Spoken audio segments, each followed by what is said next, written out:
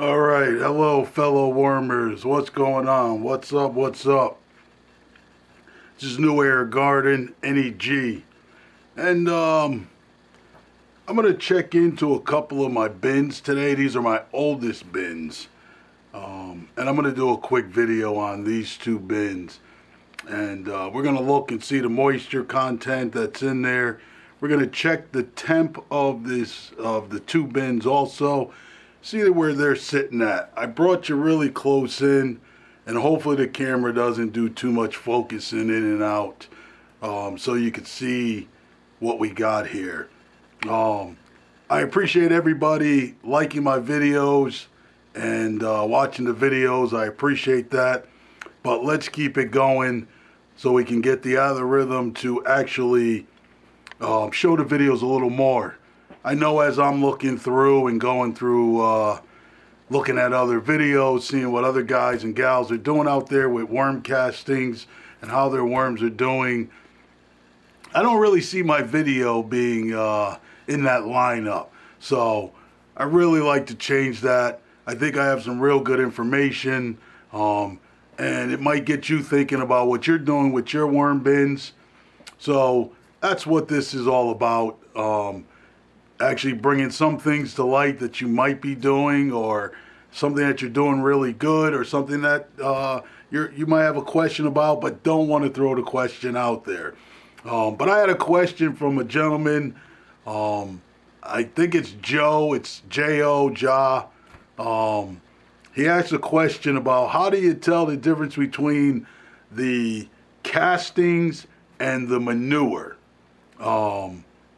That's a good question. It is kind of hard, but as you know, the manure, it's going to be a different color. It hasn't been composted down to a rich, soil type consistency. I'm basically just getting it fresh. I'm shredding it, and then I'm making my bedding, adding the newspaper, cardboard, the minerals that I'm using, and also some peat moss, all right? And I mix all those together. Now, for me, when I'm looking at my castings, yes, I'm looking at my castings with my eye. You're looking through the lens. So it is going to look a little bit different. But I can tell. Like, this is one of my older bins. Now, this particular bin, you could see moisture around. You could see that there is some more newspaper still in here. There is bits and pieces of the, there's bits and pieces of the manure that were bigger pieces, but the manure is going to start to break down, and what you're going to see is it starting to become a little more fluffier as the worms are eating it. But it is kind of hard to tell the difference, and the way I look at it is the amount of time that I'm actually giving them to process the manure, and I can see that there's a little bit of beads. I referenced in one of my videos where I said it kind of sounds like sand in here when I'm going through it, and I would assume that that's the casting. There's always going to be some of your organic matter still left in the castings, whether you're using coconut coir, you're using peat moss, you're using just straight up manure, or you're using newspaper and cardboard as your bedding, as all bedding. There is still always going to be the organic matter. Now, when I'm looking at this particular bin and I'm looking at my castings, I can see that there's still some manure And that's why earlier on when I got into worm castings and before I really started getting to worm casting, just kind of trying to see what is this that they're talking about, how, and I would hear people reference to you're getting 100% worm castings. Well, I would say that you don't get 100% worm castings because of the fact that what you're using for your bedding breaks down. And the analogy I'll do is I'm a coffee drinker. I drink a lot of coffee every day. And when I make a cup of coffee, I put the coffee beans in and I add water. That's not 100% coffee. That is, I'll say 80% water, and the other 20 is actually your coffee. So that's kind of how I started to look at castings. There's never going to be 100% castings. I would say that there's probably maybe it's probably a split of 60-40, 60% casting and 40% whatever organic matter that you're putting in. But that's just me, how I look at it. So when I sell my castings, I don't say that they are 100% castings because that would be false. Probably the only way you can get to 100% or 99.99% worm castings is you would have to let this bin go for probably about a year, 12 months, so that they're just constantly recycling everything down that's in here. So I'm pretty sure we all have watched different videos from other people that are doing casting, some that are actually doing it on commercial level, and a lot of them don't use any newspaper. Some use all manure, and it's never going to be 100% just castings. You're always going to have that percent of your organic matter, your bedding material that's going to be mixed in with your castings. But I would say that those particular people are going to have a higher concentration of worm castings. So, yes, it is back to Jaws or Joe, however you pronounce your name, sir. You're always going to have some type of organic matter still left in, and you're going to have, but the way I've been able to look at it and say, okay, that's good castings, is I look at the product itself and differentiate my organic matter from the castings. In my other video, I was saying how when I was feeling it, it just felt like little beads, and it feels a little silky. That's your castings. So I'm going to say this particular bin right now, right? This bin, based on me looking at it, I would say, for me, is not ready. I would give it a little more time. Even though this is my older bin and it's supposed to be harvested on the 26th of this month. Based on what I see, I still see a lot of fiber here. To me, it's not ready. The fiber is a lot of things. It's the manure, it's the newspaper, and I'm looking for the highest content of worm castings mixed with my rest of my bedding, so that you're getting a higher concentration of castings. So this particular bin, I probably will let go for another month. It does have quite a bit of worms in it. It's got good population, so I'm very, very happy with that.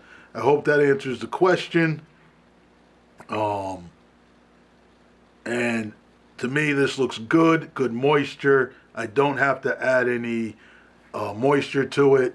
It's got good moisture, but this particular bin, I am going to allow to go a little bit longer.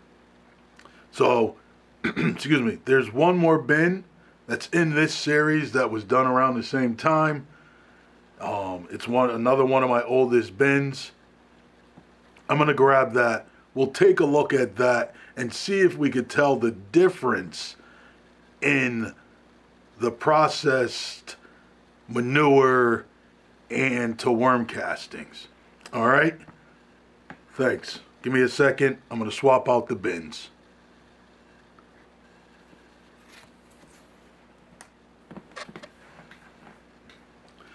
Okay, we're back. This is bin number 2.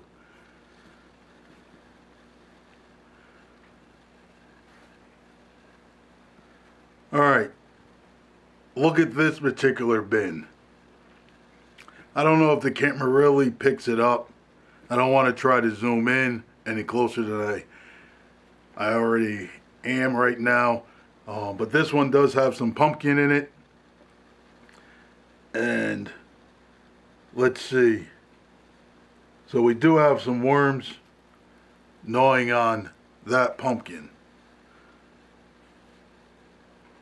Once again, I said this particular bin, the 2 bins that I show are also going to be ready by the 26th. Now, if you look and can see, if the camera picks it up, you can see the difference in this. 2 folds. One fold is there's no newspaper left. All right. They've actually devoured the newspaper, the microorganisms, the bacteria in it, excuse me, has taken and eaten up the newspaper.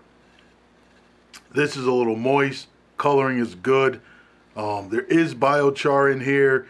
There is some coconut coir in here, because when I did this particular bin, once I cleaned out the other bin, all I did was take that stuff that was left over and throw it all back in the bin. So this bin does have a little coconut coir.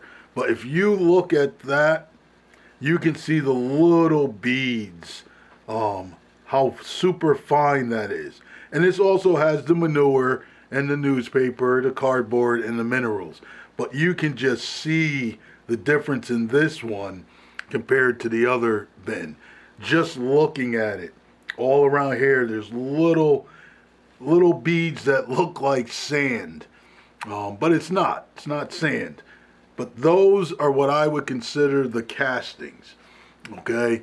I am going to make them a little unhappy by mixing up where they were eating. But believe me, we know how the worms do. They love watermelon. They love pumpkin. So once I actually move it around, they'll go right back to it. So that's what I'm talking about. All those are dark castings that's left behind from the worms. And I wish that the camera would really pick that up.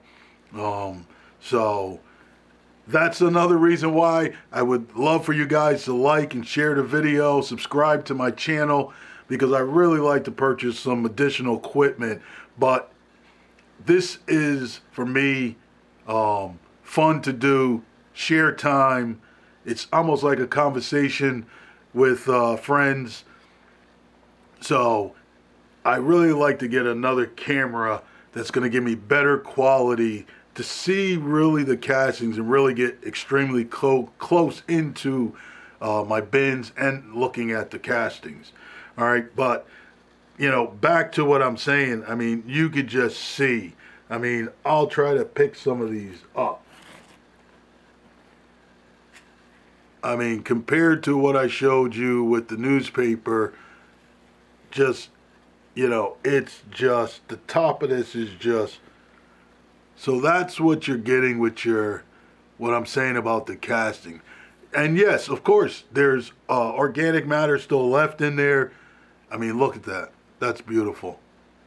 There's cocoons in there. I mean, that pile, that just,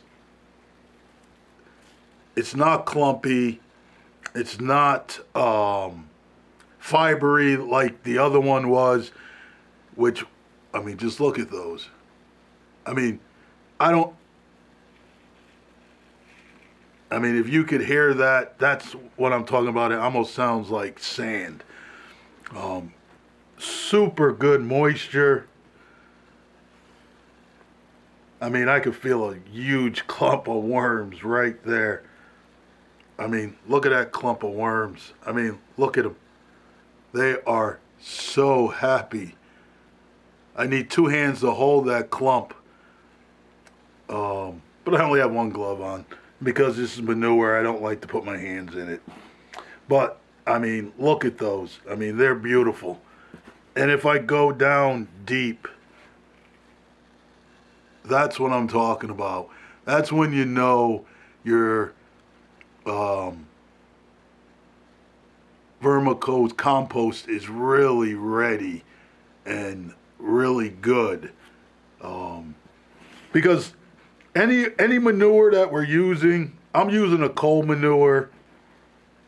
To me, the coal manure is much safer. The bacterian is totally different. So I like that. I mean, just,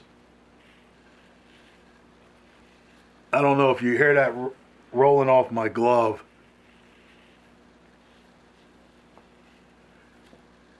But that's what we're looking for. Good moisture content in here. That's when you know that they've actually made extremely good work of the manure. They still have another week to go. 26 is when they should be harvested. But that looks extremely good. I'm happy with that. This bin will probably be harvested somewhere around the 26th. I'm going to put that pumpkin back in, allow them to continue to eat that. And then also what that's going to do for me is when I go to harvest this particular bin, most of the worms are going to also congregate underneath and start to get back into that pumpkin in the next hours. I won't even say the next day. But they'll really start to go back for that pumpkin. And then when I go to harvest, I can actually pick those worms up, put them in another container, and at least make my job a little easier, and not give them a hard time by sifting them through the sifter. So that's what I'm talking about when I'm talking about how you know your castings are ready, and how the difference in being able to tell manure from the castings. You're going to see the texture is going to be totally different. If we think about, I started saying it, if we start thinking about manure, the manure is pretty much all grass and whatever they're eating. And these are alpaca manure, and they eat a lot of grass, a lot of hay. So it's a lot of carbon. So you do see, as we noticed in that other bin where it's a little more fibery, that's all the hay that's being broken down and the worms are eating it. So where this is a little bit different. Color is important also.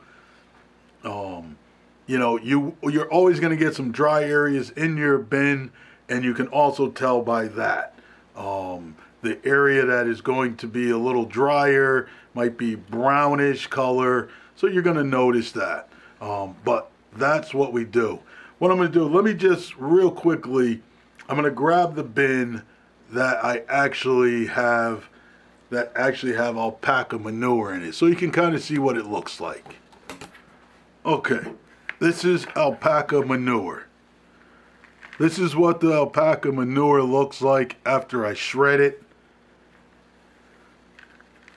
It's big pieces, it's small pieces. Like I said, there's some grass in there. There's some other leaves when they clean it up. I try to get as much of it out as possible by sifting it, but you're always going to have some. But that's what the manure looks like. When I put that in there in the bedding, that's what it looks like. And there's no way this compost is down in 30 days or less. So when you're looking at your castings, you start to look at this and see the difference. That's clumps of it. But that's the manure. So, all right, I appreciate you guys taking the time to watch my videos. And once again, like, subscribe so you can see the content I'm putting out. And if you like the content, share with your fellow wormer guys or women, whoever's doing it, just to show them what we do here. So enjoy the rest of your day. This is New Era Gardener. Later.